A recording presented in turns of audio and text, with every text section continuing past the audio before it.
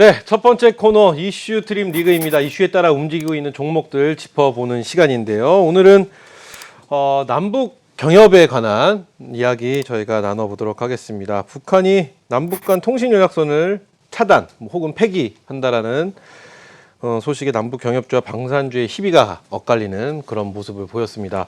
자, 그래서 오늘은 이 대응 전략이죠. 뭐 남북 경협주에 대해서 저희가 뭐 수차례 이야기도 나눠봤는데 어떤 내용을 담고 있고 또 우리 어떤 대응이 필요한지를 세 분에게 공통 질문을 한번 드려보는 시간을 가져보도록 하겠습니다. 자, 오늘 뭐 통신 연락선을 차단하고 폐기한다. 그러면 우리 또 이렇게 가다가 나중에 또 9.19 남북 군사 합의가 또 그것까지 다 폐기가 되는 것은 아니냐라는 우려도 나오고요. 그래서 오늘 우리 종목들 움직임이 경협주보다는 방산주 쪽에 힘이 좀 실리는 그런 모습을 보였습니다. 우리 김종엽 파트너, 이 전반적인 이야기 어떻게 보고 계시는지 의견 궁금해집니다. 네, 지난주 주말부터 김여정 발언부터 시작해가지고 북한 쪽의 발언이 자꾸 뭐 스텝을 거치면서 자꾸 이제 강화되고 있다라는 그렇죠. 느낌이고 어떻게 보면 우리나라의 어떤 대응을 미리 알고서 또 한 수 넘겨짚어서 옛날부터 북한이 외교적인 어떤 정책은 굉장히 노련한 그런 것들 많이 보여줬는데 이번에도 결국은 뭐 코로나 이슈든 아니면 뭐 이중 간의 갈등이든 아니면 또 미국 그 내부적인 상황들로 인해 가지고 북한이 자꾸 사실 잊혀지고 있잖아요. 근데 지금 어렵거든요. 근데 지금 이제 뭔가 모멘텀을 만들어야 되니까 그쪽에서도 우리나라의 어떤 그 뭐 대북 전단과 관련된 그런 그렇죠. 것들을 하나 쾌로 잡아가지고 이슈화 시켰다라고 생각을 하고 물론 지금 뭐 방산주들이 어제 오늘 뭐 강한 흐름을 나타내고 있고 전화를 받으면 경협주가 올라가고 전화를 안 받으면 사실 굉장히 그렇죠. 코미디거든요. 시속 게임하는 것 같아요. 예, 우리나라 시장이 사실 그런 거 무슨 전화를 받고 안 받고에 많은 업종과 종목들이 움직인다는 것 자체가 조금은 좀 허탈하죠. 사실 허탈한데 뭐 주식시장이 그런 재료를 가지고 움직이는 팩트를 갖고 있다는 것 자체에 좀 충실한다고 보면은 지금은 어찌됐든 북한에서 조금 더 자극적인 어떤 것들을 얘기할 가능성이 높아요. 6.15 선언 같은 것도 얼마 안 남았잖아요. 네. 그것도 있고 이제 9월달 군사합의 관계도 좀 있기 때문에 그런 것들에 대한 무력화라든가 이런 걸 통해 가지고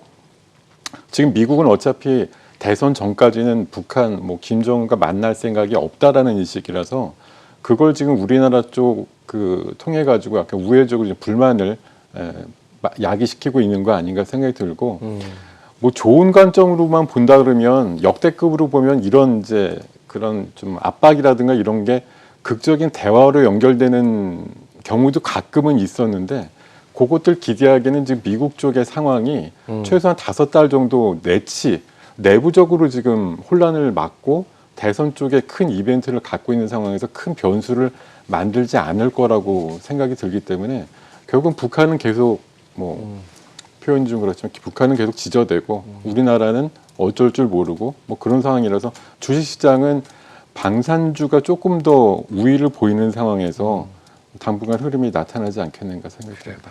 지금 우리 김동현 파트너가 해주신 모든 이야기를 싹 다 포장을 걷어내면 네. 북한의 발버둥이다 뭐 이렇게 표현하시는 것 같다는 느낌이 이게 맞는 표현인지 모르겠으나 발버둥이라고 그런 얘기했다가 날 좀 봐줘 뭐 이런 느낌. 골목에서 또 무슨 일 당할지도 몰라서 예. 다 뭐 어차피 조심스럽게 얘기를 해야 되는데 어찌됐든 뭐 참 이런 표현도 그렇죠. 뭐 짖는 개는 물지 않는다 이제 이런 표현도 있습니다만 열심히 얘기하고 불만을 얘기할 때는 사실 어떤 움직임이 실제적으로 없는 경우도 많거든요. 그래서 사실 이게 주가라고 하는 거 예민하고 뭐 돈으로 봤을 때 방산주 올라가면 경협주가 다운되고 또 경협주가 올라가면 방산주가 다운되는 좀 상반된 움직임이 있기 때문에 사실 이게 투자하시는 분들 성향이 완전 다르잖아요. 그렇죠. 그래서 이게 같이 갈 수 없는 거긴 한데 지금은 사실 어떤 재료가 나왔을 때 빠지는 것보단 가는 거에 대한 변동성이 더 크기 때문에 사실 믹스를 해놓는 게 제일 좋은 방법이긴 한데 그렇죠. 성향상 좀 힘들 거는 같습니다. 좋습니다. 같은 질문인데 우리 박윤진 파트너께 한번 드려보도록 하겠습니다. 사실은 이게 대북 전단 살포에서 시작된 이야기거든요. 이게 일본 말인가요? 은원 이게 어느 나라 말이 삐라라고 저희가 삐라요. 계속 우리 어릴 불렀던 때. 대북 전단지 살포에 관한 것에서 출발한 이런 이야기인데 지금 어찌되었든 저희는 뭐 경제TV이기 때문에 뭐 그런 내용보다는 경협주냐, 방산주냐에 대한 이야기를 좀 놓고 이야기를 해본다면 박윤진 파트너는 어느 쪽이 좀 어떤 대응 전략이 필요한지 저는 한번 여쭤볼게요. 되게 명확해요. 이 부분에 대해서. 저는 주식쟁이에요. 네. 그래서 이것을 해석하는 것도 저는 시세는 시세에 물어났다고 저는 주식시장에 묻고 싶습니다. 뭐냐면 과거에 우리가 정말 지정학적 리스크가 굉장히 부각됐을 때는요. 여러분들 딱 두 가지만 보시면 돼요. 첫 번째는요. 원달러 환율 동향을 보십시오. 외국인들이요. 가만히 있지 않습니다. 팔고 나가지. 우리나라 갑작스럽게 원화가 갑자기 약세가 나오면서 이렇게 근데 지금 오히려 반대로 강세죠. 그리고 외국인들의 선물 동향을 장중에 보시면 돼요. 오늘 선물을요. 외국인들 7,100계약 정도 매수를 했어요. 이 두 가지만 봐도요. 별건 아니다. 이거는 그냥 잠시 스쳐가는 그냥 하나의 이벤트, 그냥 스쳐가는 이벤트다. 큰 줄기 내에서 그냥 스쳐가는 정도라고 저는 이렇게 보고 있거든요. 네. 그래서 방산주도 그렇게 강하게 흐름이 나오기보다는 그냥 잠깐의 어떤 좀 움직임이었다라는 생각을 저는 합니다. 그래서 대세는 꺾이지 않았다는 생각. 일단 외국인들의 흐름을 봤을 때는요, 우리 진짜 뭔 일 날 것 같으면은 외국인들 흐름이 이렇게 나오지 않아요. 그래서 그래요. 저는 괜찮다고 봅니다. 경협에 관한 이야기, 그리고 방산주에 관한 이야기를 나누고 있는데요. 사실은 시장의 반응이라는 말을 제일 먼저 좀 드려본다면은 그렇게 큰 어떤 반응, 옛날 같은 막 요란스러울 정도로 강한 반응 같은 건 나오지 않았습니다. 우리 임종혁 파트너, 이 일련된 상황 어떻게 보고 계신지 한번 여쭤볼게요. 예, 남북경협주는 좀 정치공학적 이슈를 꼼꼼히 챙긴 다음에 이제 접근을 해야 되는 종목 테마이기 때문에 사실은 초보자분들이 접근하기는 상당히 어려운 테마라고 저는 이제 생각을 합니다. 근데 남북경협주 중에서도 옥석을 잘 가려야 돼요. 그러니까 남북경협 이슈에만 의존하는 기업을 접근하는 게 아니라 남북경협 이슈 플러스 알파의 재료를 갖고 있는 기업, 자체 발광 스토리를 보유하고 있는 가운데 남북경협 이슈에 긍정적으로 반응할 수 있는 기업들을 발굴할 필요가 있습니다.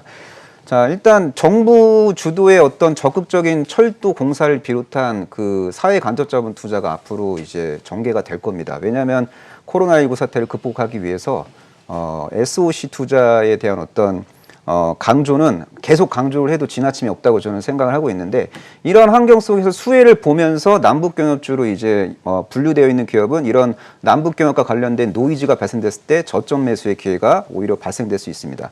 자, 이런 컨셉에 좀 맞는 종목으로는 뭐 철도 관련된 종목으로 현대 로템, 그리고 대아티아이, 그리고 토목 중심의 건설사로 우원개발 같은 기업이 있고요. 그리고 북한의 벼랑 끝 전술이 구체화될 때 보통 방위산업주 혹은 전쟁 테마주라고 불리우는 종목군들이 단기 급등 파동이 전개되는 경우가 있어요. 근데 단기 급등하고 고점 잡힌 다음에 그대로 이제 차익 실현 매물이 나오는 경우가 비일비재하기 때문에 이슈 뜨고 급등했을 때 추격 매수하는 거는 상당히 위험하다고 저는 생각을 합니다. 근데 이 그 전쟁 테마주 그 카테고리 안에 포함이 되어 있는 종목 중에서 코로나19 사태로 인한 어떤 경기 부진과 일자리 문제를 이제 해결하기 위해서 정부가 IT 분야를 한국판 뉴딜의 중심축으로 이제 삼을 가능성이 높거든요. 이런 환경 속에서 긍정적인 반응을 하는 기업이 있습니다. 그 기업의 이름은 쌍용정보통신. 그래서 IT 서비스 관련 사업을 영위하는 중소형주 중에서